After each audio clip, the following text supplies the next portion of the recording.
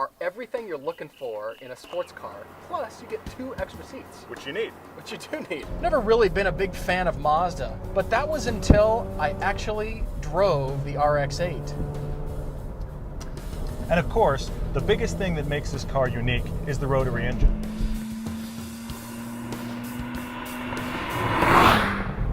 This is the Hyundai Genesis Coupe with a 3.8-liter engine. This car came out of nowhere, especially from Hyundai. The Hyundai Genesis sedan and the Hyundai Genesis Coupe are nothing the same. They don't really share anything except this engine. It deserves its own name. I really like how Hyundai has been steadily improving over the years. Hyundai has become good enough. You don't have to make any excuses. You don't have to say, well, this is good for a Hyundai. They're now just making cars that are plain good. If something Hyundai does is bad, well then that's not excusable, because they've made it clear to everybody they have come to play. This is $13,000 cheaper than the Infiniti. You may think on the surface, wow, that's an incredibly affordable car. How did they make it that cheap?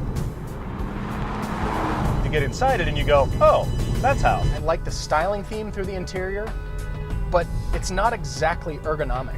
On the driver's door, the only way you're going to be able to get to the window switches is if you break your wrist. None of the touch points in the car really are very nice, especially the steering wheel, which frankly has the hard plastic feel of an economy car. Look at the shift lever. It looks like an upside down spoon. This car has the automatic with the 6-speed paddle shift transmission. This is like the original first generation shiftable automatics. Looking at the wheel, it looks like there's a nice, beautifully sculpted paddle shape waiting for you back there, when in reality, they're little buttons behind the steering wheel and they don't even feel good in your fingers. Shouldn't the paddle be the part that works instead of just a trail marker?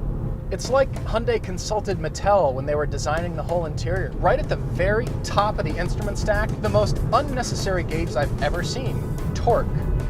That's a gimmick. It may as well be an iPhone app. The seats in the Genesis Coupe look nice, but they're pretty thinly padded. Everything about the materials and the interior on the Infiniti suggests it will be more comfortable. But for some reason, for me personally, I'm much more comfortable in the Genesis. Your money definitely went into the fun part of driving and not the luxurious part of driving.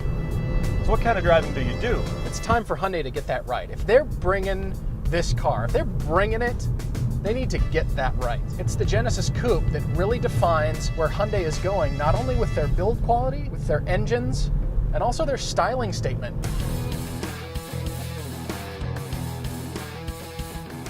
I really think the designer of the Genesis Coupe had a poster of the G37 sitting at his desk. It probably did, but there's a lot of things about the styling that make it different and uniquely Hyundai. To their credit, Hyundai's actually made a more attractive exterior.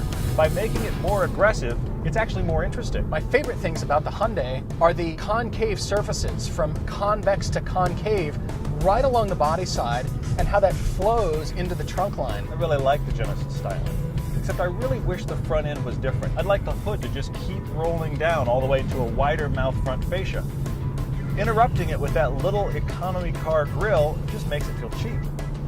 One of the most eye-catching things about the Genesis Coupe is the rear 3/4 window, and how it kind of dog legs down. This car wouldn't be nearly as nice if it didn't have that.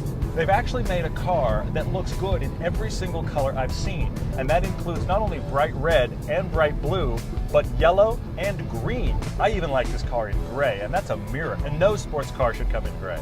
Now, the minute that you're drifting around a corner at about 60 miles an hour, you don't notice any of that. The thing about the Genesis Coupe is, the harder you drive this car, the better it gets. I think Todd is going to really like this car because it's very visceral and it's pretty raw.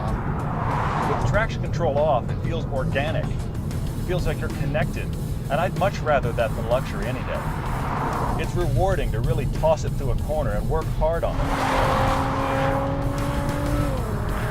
I've driven many more expensive cars with far less feel.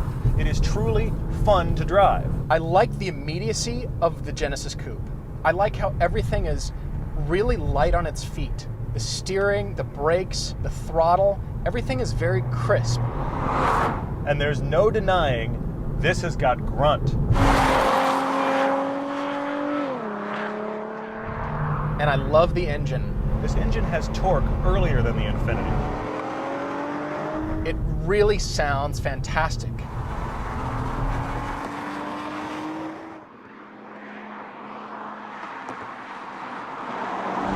Here's a Hyundai sports car with a better sounding V6 than the Nissan 370.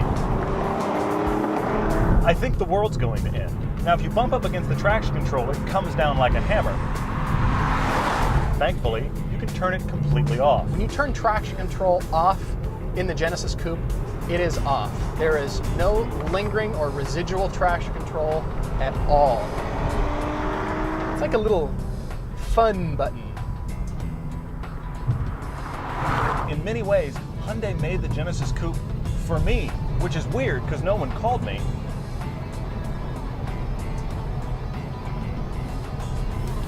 I need a sports car to be good at a lot of things. Just because it's got good handling and it's got a lot of power doesn't make it a great car. So you're not buying the Genesis for refinement. You're buying it just for handling and fun. But frankly, isn't that the reason you buy a sports car in the first place?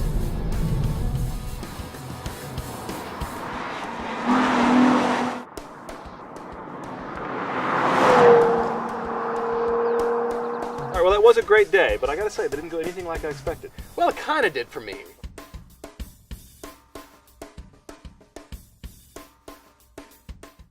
Subscribing costs nothing. Daily, not monthly, and our cars actually move. Fastlane Daily is fast and fresh and here to stay.